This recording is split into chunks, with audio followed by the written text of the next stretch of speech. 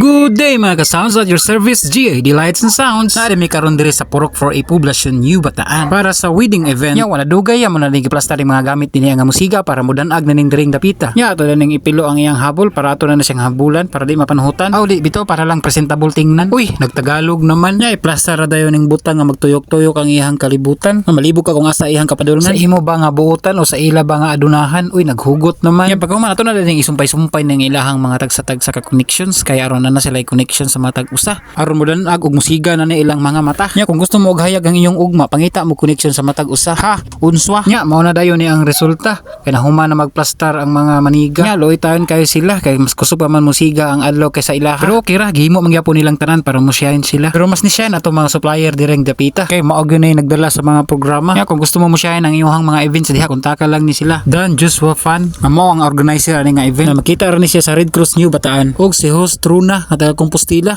o Ronde Photography nga makita ra sa Compostela ug ang JAD Lights and Sounds kanara nahimutang sa Mary Mediatrix Andap New Bataan. Nya bisan pag naulanan man direng dapita padayon gyapong serbisyo para sa katawhan sa New Bataan. Nya kung nahuman ni magtan-aw ni nga video daghang salamat. Nya palihog na lang kog comment ug share na lang pod. Nya kung wa pa ka naka-follow follow na lang pod. Daghang salamat sa pagsalig sa JAD Lights and Sounds sa gabay sin Andias family ug diri ra ko taman sunod na pod upload.